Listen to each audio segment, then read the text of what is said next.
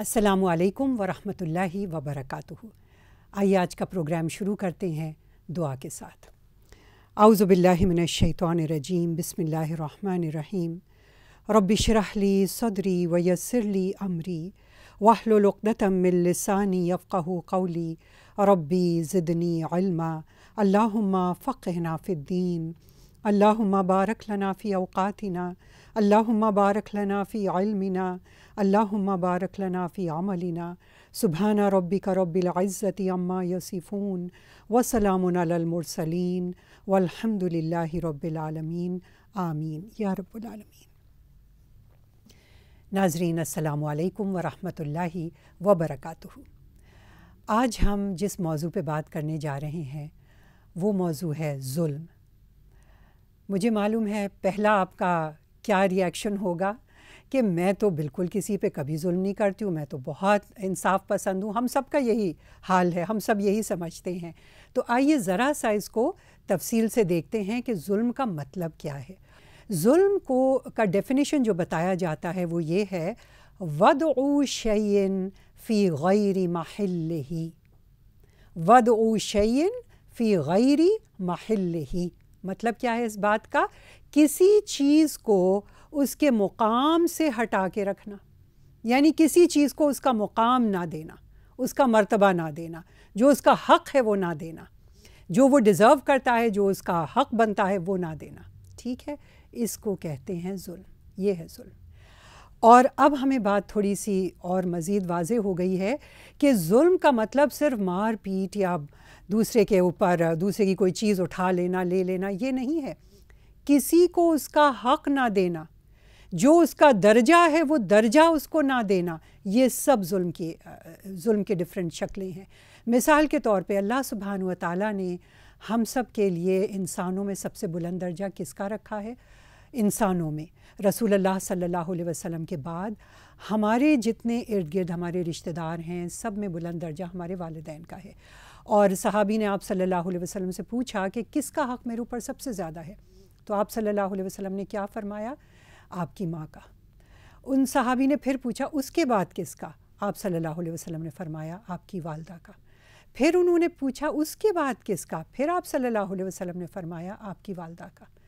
फिर उन्होंने बार बार यही बात पूछी और फिर कहा उसके बाद किसका? तो आप सल्लल्लाहु अलैहि वसल्लम ने फ़रमाया आपके वालिद का। यानी 3 दर्जा ऊंचा वालदा का है। अब मैं और आप हम सब अपना ही तज्ज़िया ख़ुद करें कि क्या हम ये दर्जा देते हैं अपनी वालदा को? क्या हम उनके हर हुक्म की तामील करते हैं? जैसा अल्लाह ताला ने फ़रमाया कि उनसे ऊंची आवाज़ में बात करने की भी हमें इजाज़त नहीं, क्या हम इस पे अमल करते हैं? मुझ समेत हम सब अपने ही आप को चेक करें कि क्या हमारा रवैया वो है जो अल्लाह ताला हमसे चाहते हैं, जो रसूलुल्लाह सल्लल्लाहु अलैहि वसल्लम की हिदायत के मुताबिक है? क्योंकि अगर नहीं तो ये भी जुल्म की एक शक्ल है। जुल्म का दूसरा रुख क्या कहलाता है? अदल। अदल यानी इंसाफ। इंसाफ क्या है? इंसाफ का तकाज़ा ये होता है कि बैलेंस कायम किया जाए। छोटी सी मिसाल से इस बात को समझते हैं। मिसाल के तौर पे घर में वालदा भी रहती हैं, बीवी भी रहती है। बाज़ शौहर क्या करते हैं कि वालदा की बात को इतना मानेंगे कि बीवी को ज़ीरो कर दिया, यानी बीवी बेचारी की कोई हैसियत ही नहीं है, उसकी बात में कोई वज़न ही नहीं है, कोई हैसियत नहीं है। और दूसरी तरफ क्या अंदाज़ हम देखते हैं कि बीवी को सर का ताज बना लिया, वालदा बेचारी जो भी कहें कोई उनकी अहमियत ही नहीं है। दीन हमें क्या सिखाता है? अदल का तकाज़ा क्या है? नंबर 1 बैलेंस कायम करना, यानी तवाज़ुन कायम करना। नंबर 2 जिसका जो हक़ है, जिसका जो दर्जा है, अपनी मक़दूर भर कोशिश करना उसको उसका हक़ देने की। यानी जो मेरे बस में है वो मैं करूं, अपने वालिदैन के लिए, अपने शौहर के लिए, अपनी औलाद के लिए, अपने पड़ोसियों के लिए, दोस्त अहबाब रिश्तेदारों के लिए, जो भी हमारे सर्कल ऑफ इन्फ्लुएंस यानी हल्के में आते हैं, जो अल्लाह का हुक्म मेरे ऊपर है मैं हर एक को अपनी मक़दूर भर कोशिश करके उसका हक़ दूँ। ये कहलाता है अदल। यानी हर एक को उसका रैंक, उसका दर्जा, उसके मुताबिक उसके साथ हमें पेश आना होगा। اور نمبر 2 ہمیں بیلنس قائم رکھنا ہوگا، ہمیں توازن قائم رکھنا ہوگا، ہم ایک طرف جھک نہیں سکتے ہیں۔ ایک مرتبہ آپ صلی اللہ علیہ وسلم نے فرمایا، اور حدیث کا مفہوم یہ ہے کہ جس شخص کے مثال کے طور پہ 2 بیویاں ہیں اور وہ ایک کے ساتھ بہت اچھا سلوک کرتا ہے، دوسری کو پہ اتنی زیادہ انٹرسٹ نہیں لیتا ہے، چھوڑ دیتا ہے، تو قیامت کے دن وہ کس طرح اللہ تعالیٰ کے آگے حاضر ہوگا کہ گویا اس کا جسم کا ایک حصہ مفلوج، فالج زدہ۔ کیوں؟ اس کی ریزن کیا ہے؟ ریزن یہ ہے کہ اس نے انصاف کا تقاضا پورا نہیں کیا۔ اللہ سبحانہ و تعالیٰ فرماتے ہیں سورہ الرحمن آیت نمبر 7 اور 8 میں، وَالسَّمَاءَ رَفَعَهَا وَوَضَعَ الْمِيزَانَ أَلَّا تَطْغَوْا فِي الْمِيزَانِ، اور آسمان کو اللہ سبحانہ و تعالیٰ نے اونچا کیا اور توازن قائم کیا تاکہ تم اس توازن سے سرکشی مت کرو۔ اللہ نے ایک بیلنس رکھ دی، ایک توازن رکھ دیا ہے، اور اس توازن کو ہمیں حق نہیں دیا، ہمیں اجازت نہیں دی ہے کہ ہم اس توازن کو اپنی مرضی سے اونچا نیچا کریں، اس کی اجازت نہیں ہے اللہ کی طرف سے۔ عدل کرنے کا حکم اللہ کی طرف سے ہے۔ سورہ نحل آیت نمبر 90، اللہ سبحانہ و تعالیٰ فرماتے ہیں، ان اللہ یأمر بالعدل والاحسان وایتاء ذی القربی وینہی عن الفحشاء والمنکر والبغی یعظکم لعلکم تذکرون۔ اللہ سبحانہ و تعالیٰ بے شک تمہیں حکم دیتا ہے انصاف کی۔ ان اللہ یأمر بالعدل، کہ عدل کرو، انصاف کرو، والاحسان، اور نہایت خوبصورتی کے ساتھ بیلنس کو قائم کرو، اپنی حتی الامکان کوشش کرو کہ ہم سے بہترین کام سرزد ہو، ہمارا رویہ بہترین ہو۔ احسان کا مطلب ہے لیول آف ایکسلنس، یعنی بہترین جو کچھ ہمارے بس میں ہے۔ ظاہر ہے مکمل تو کسی کی ذات نہیں ہو، تو اللہ سبحانہ و تعالیٰ کی ذات ہے، لیکن جو ہمارے بس میں ہے تو اللہ تعالیٰ فرماتے ہیں ان اللہ یأمر بالعدل والاحسان وایتاء ذی القربی، اور قرابت داروں کو ان کا حق ادا کرو، وینہی عن الفحشاء والمنکر، اور اللہ تعالیٰ منع فرماتے ہیں فحش باتوں سے اور منکر سے جو اللہ نے منع کیا ہے جن جن کاموں سے، والبغی، اور بغاوت سے، یعظکم لعلکم تذکرون، اللہ تعالیٰ تمہیں ایڈوائز کرتے ہیں، اللہ تعالیٰ تمہیں حکم دیتے ہیں، تمہیں انسٹرکٹ کرتے ہیں تاکہ تم نصیحت پکڑو۔ اللہ سبحانہ و تعالیٰ کا حکم ہے کہ ظلم ہم نہ کریں۔ انی حرمت علی نفس الظلم وعلی عبادی فلا تظالموا، رواہ مسلم۔ رسول اللہ صلی اللہ علیہ وسلم نے فرمایا کہ اللہ سبحانہ و تعالیٰ عز و جل فرماتے ہیں کہ انی حرمت علی نفس الظلم، کہ بے شک میں نے اپنے نفس پر ظلم کو حرام کر لیا ہے۔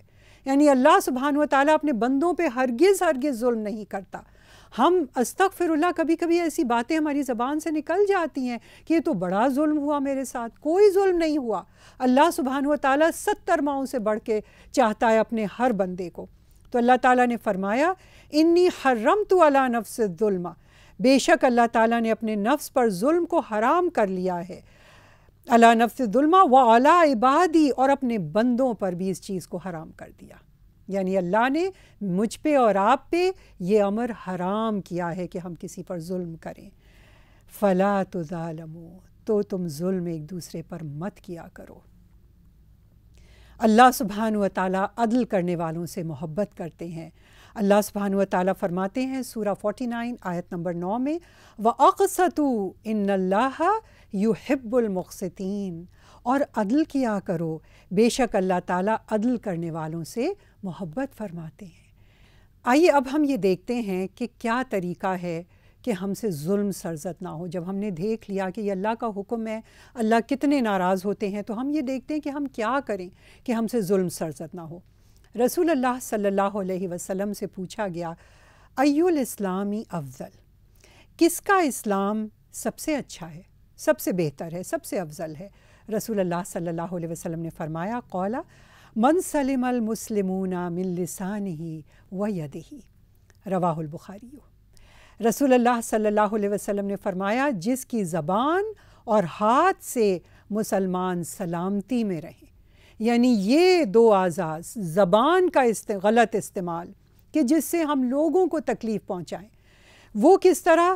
غیبت کر کے، چغلیاں کھا کے، لوگوں کو برا بھلا کہہ کے، ایسی بات کہہ کے جس سے لوگ تکلیف پہنچائیں، لوگوں کو لوگ ہرٹ ہوں، لوگوں کی بے عزتی کر کے، لوگوں کے ساتھ ہم مختلف طریقے سے ان کا مذاق اڑا کے، ان کی عزت میں کمی کر کے، ان کے اوپر تہمت لگا کے، یہ اور ان کی غلطیاں پکڑ کے، ان کو ہر وقت سرزنش کر کے، ان کو ہر وقت یہ طعنے دینا، تم میں یہ خرابی ہے، تم میں یہ برائی ہے، استغفر اللہ، یہ ہے زبان سے ظلم کرنا۔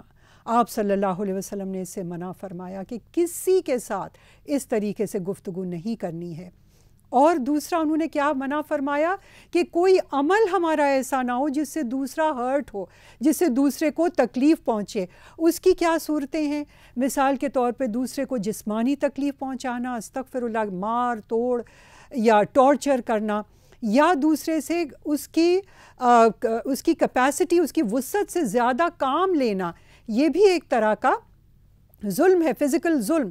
اور پھر دوسرے کو مینٹل تکلیف پہنچانا، دوسرے کو جذباتی ٹیز پہنچانا، یہ سب کچھ بھی ظلم کی مختلف شکلیں ہیں۔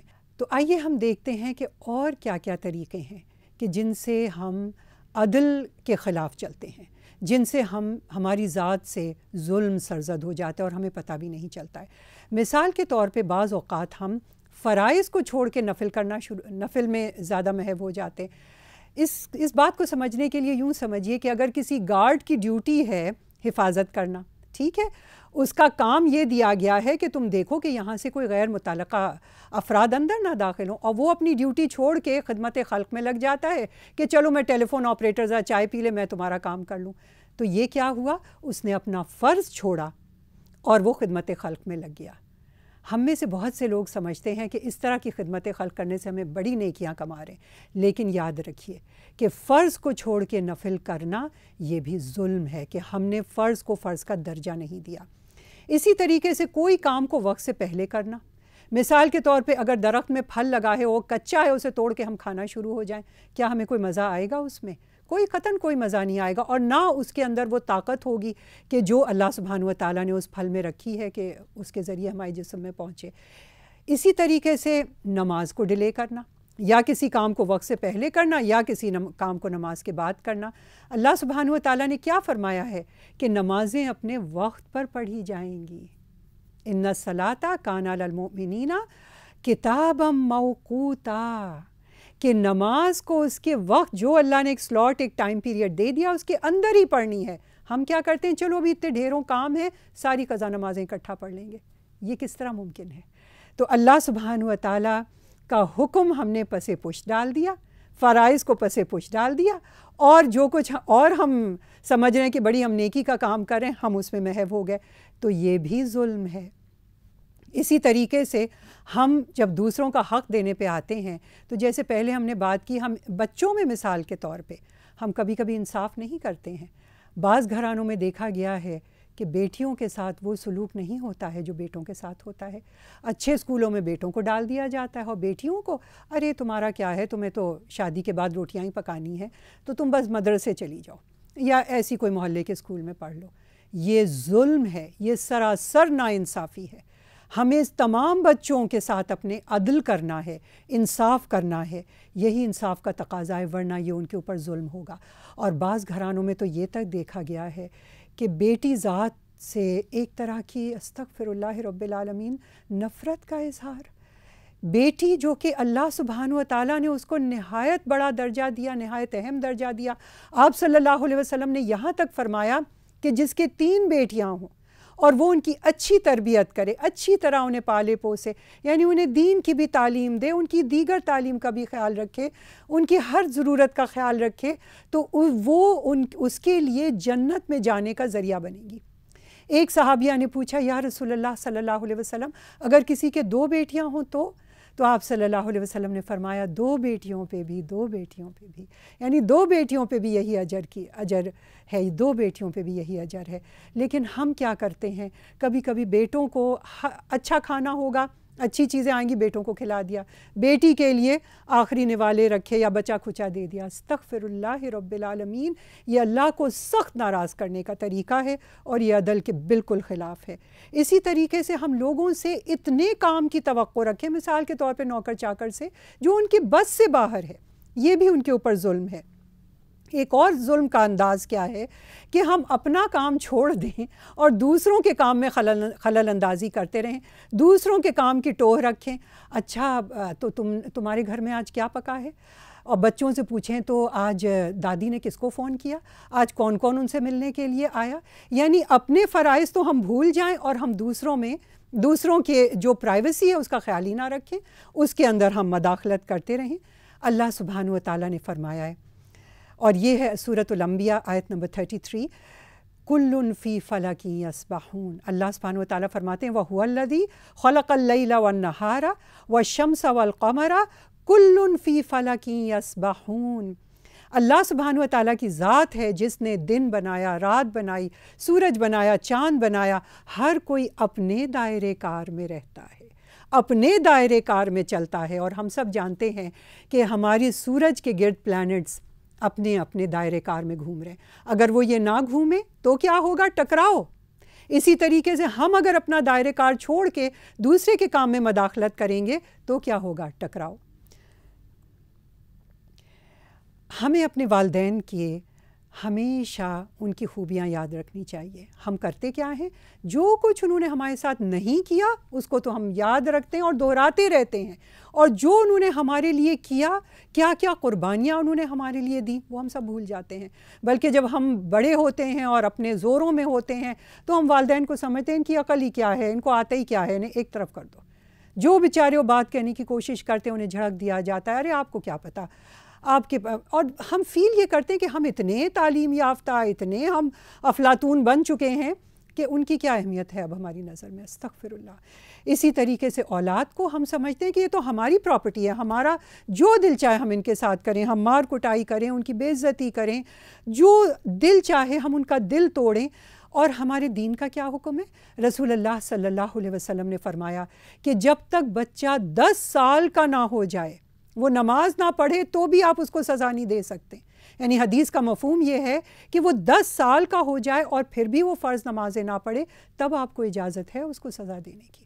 یعنی 10 سال تک فرض بھی اگر وہ پورا نہ کرے، آپ کو اجازت نہیں ہے کہ اس کو آپ سزا دیں۔ اور ہم اپنا رویہ دیکھ لیں اپنی اولاد کے ساتھ۔ اسی طرح شوہر اور بیوی، اللہ سبحانہ و تعالیٰ نے کہا یہ ایک دوسرے کا لباس ہیں۔ لباس ہمیں عزت دیتا ہے، اور ہم کیا کرتے ہیں؟ لباس کو تار تار، شوہر کی بے عزتی، لوگوں میں بیٹھ کے، اپنے ماں باپ میکے میں جا کے، بہن بھائیوں کے آگے، دوستوں میں، یہ کمی ہے، یہ کمی ہے، یہ نہیں کرتا ہے، وہ نہیں کرتا ہے۔ استغفر اللہ رب العالمین۔ اور بعض اوقات شوہروں کو دیکھا گیا ہے وہ بھی بیوی کی برائیاں کرتے ہیں۔ نہیں، اللہ سبحانہ و تعالیٰ نے کہا کہ وہ آپ کا لباس ہیں، آپ ان کو عزت دیں، وہ آپ کا لباس ہیں، آپ ان کا لباس ہیں، وہ آپ کو خوبصورتی بخشتے ہیں، آپ کو وہ عزت دیتے ہیں۔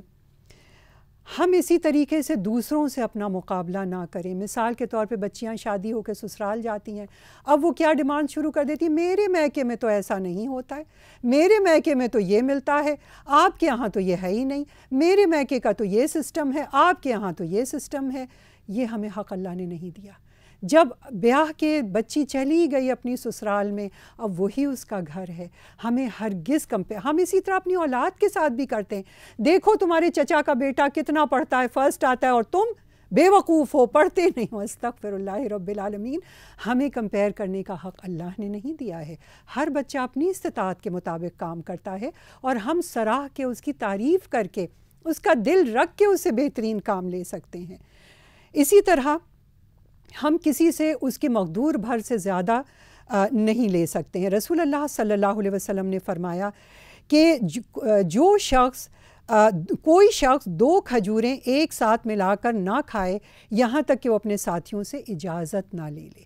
یعنی مثال کے طور پہ شادی بیاہ کے موقع پہ آپ دیکھیں کہ جب ہم پلیٹ بھر بھر کے ساری بوٹیاں چن لیتے ہیں، کوئی پرواہ نہیں کہ ہمارے پیچھے اتنے لوگ اور کھڑے ہیں اپنی پلیٹیں لیے کھانا لینے، تو اس کی بھی ہمیں اجازت نہیں ہے، یہ بھی ظلم ہے۔ اسی طرح سے آپ صلی اللہ علیہ وسلم نے فرمایا انصر اخاک ظالما او مظلوما، رواہ البخاری۔ اپنے بھائی کی مدد کرو چاہے وہ ظالم ہو یا مظلوم ہو۔ صحابہ کرام بڑے حیران ہوئے کہ یا رسول اللہ صلی اللہ علیہ وسلم، مظلوم کی مدد کرنا تو بات سمجھ میں آتی ہے، ظالم کی ہم مدد کیسے کریں؟ وہ سمجھے تھے کہ شاید ظالم کو ظلم کرنے میں مدد کرو۔ آپ صلی اللہ علیہ وسلم نے فرمایا اولا تأخذوا فوق یدیہ، کہ تم اس کا ہاتھ پکڑ لو، یعنی اسے ظلم سے روک دو، یہ تمہاری اس کے لیے خیر خواہی ہوگی۔ ظلم کرنے والے کو اللہ کی طرف سے ہدایت نہیں ملتی۔ اللہ سبحانہ و تعالیٰ فرماتے ہیں واللہ لا یہدی القوم الظالمین، ظلم کرنے والے پہ سے اللہ کی رحمتیں ہٹا دی جاتی ہیں۔ الا لعنت اللہ علی الظالمین، سورہ ہود آیت نمبر 18۔ اللہ کی محبت چلی جاتی ہے ظالم لوگوں پہ سے۔ واللہ لا یحب الظالمین، سورہ آل عمران آیت 57۔ اسی طریقے سے ظالم لوگوں کے اوپر اللہ تعالیٰ نے فرمایا کہ دائمی عذاب ہے آخرت میں، الا ان الظالمین فی عذاب مقیم۔ اسی طرح اللہ سبحانہ و تعالیٰ نے فرمایا ما للظالمین من حمیم ولا شفیع یطاع۔ اللہ سبحانہ و تعالیٰ فرماتے ہیں کہ ظالموں کے لیے نہ کوئی دلی دوست ہوگا اور نہ کوئی سفارشی جس کی بات مانی جائے۔ سورۃ المؤمن آیت نمبر 18۔ یعنی دوست بھی ختم ہو جاتے ہیں، نہ کوئی سفارشی۔ فرشتے ایسے لوگوں کے اوپر لعنت کرتے ہیں۔ رسول اللہ صلی اللہ علیہ وسلم نے فرمایا جو کوئی اپنے بھائی کی طرف لوہے سے اشارہ کرے، یعنی چھری یا قینچی یا استغفر اللہ کوئی بندوق یا پستول، کوئی ایسی چیز، تو جو کوئی اپنے بھائی کی طرف لوہے سے اشارہ کرے بے شک فرشتے اس پر لعنت کرتے رہتے ہیں یہاں تک کہ وہ اس سے باز آ جائے، اور اگرچہ وہ اس کا سگا بھائی ہو۔ رواہ مسلم۔ قیامت کے دن ظلم اندھیرا بن کر چھا جائے گا۔ رواہ بخاری۔ رسول اللہ صلی اللہ علیہ وسلم نے فرمایا الظلم ظلمات یوم القیامہ، ظلم قیامت کے روز اندھیروں کی صورت میں ہوگا۔ آپ سوچئے اندھیرا کتنا ہمیں پریشان کرتا ہے۔ اگر رات کو ہماری آنکھ کھلے بجلی چلی جائے، ہر طرف گھپ اندھیرا ہو، کیا حال ہوتا ہے ہمارا؟ تو قیامت کے دن گھپ اندھیرا ہوگا ایسے شخص کے لیے۔ اور رسول اللہ صلی اللہ علیہ وسلم نے فرمایا اتقی دعوت المظلوم فإنہا لیس بینہا وبین اللہ حجاب، رواہ البخاری۔ رسول اللہ صلی اللہ علیہ وسلم نے معاذ بن جبل رضی اللہ عنہ کو جب یمن کا گورنر بنا کے یمن بھیجا، یعنی انہیں اقتدار دے رہے تھے، تو فرمایا ان سے مظلوم کی فریاد سے ڈرتے رہنا، کہ بے شک اس کے اور اللہ تعالیٰ کے درمیان کوئی پردہ نہیں ہوتا۔ یعنی اگر اللہ ہمیں کوئی اتھارٹی دے، کوئی اقتدار دے، اور ہم اس کا بیجا اور ناروا استعمال کریں، تو ایسی صورت میں مظلوم کی بد دعا اللہ کو سیدھی پہنچتی ہے۔ اور قیامت کے دن ایسے شخص کا کیا حال ہوگا؟ رسول اللہ صلی اللہ علیہ وسلم نے فرمایا، اور یہ بخاری کی حدیث ہے، جس نے اپنے کسی بھائی پر ظلم کیا ہو تو اسے چاہیے کہ اسے دنیا میں معاف کروا لے، کیونکہ وہاں درہم و دینار نہ ہوں گے اس سے پہلے کہ اس کے بھائی کے لیے اس کی نیکیوں میں سے حق دلایا جائے گا، اور اگر اس کے پاس نیکیاں نہ ہوں گی تو اس کے بھائی یعنی مظلوم کی برائیاں اس پر لے کر ڈال دی جائیں گی۔ یعنی قیامت کے دن کرنسی کیا ہوگی؟ نیکیاں۔ اسی طریقے سے رسول اللہ صلی اللہ علیہ وسلم نے فرمایا کہ جو لوگ دوسروں کے ساتھ فراڈ کرتے ہیں تو ان کے اوپر جہنم کی آگ کی وعید ہے۔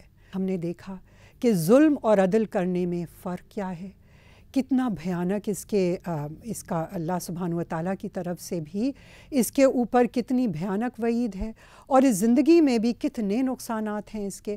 دونوں طریقے ہمارے اختیار میں ہیں، ہم چاہے عدل کریں اور چاہے ہم ظلم کریں، اور یہی تو ہمارا امتحان ہے۔ تو اللہ سبحانہ و تعالیٰ ہم سب کو عدل کی توفیق عنایت فرمائے اور ظلم سے ہم سب کو محفوظ رکھے۔ وآخر دعوانا الحمد للہ رب العالمین۔ ربنا تقبل منا انک انت السمیع العلیم وتب علینا انک انت التواب الرحیم۔ سبحانک اللہم وبحمدک اشہد ان لا الہ الا انت استغفرک واتوب الیک۔ آمین یا رب العالمین۔ السلام علیکم ورحمۃ اللہ وبرکاتہ۔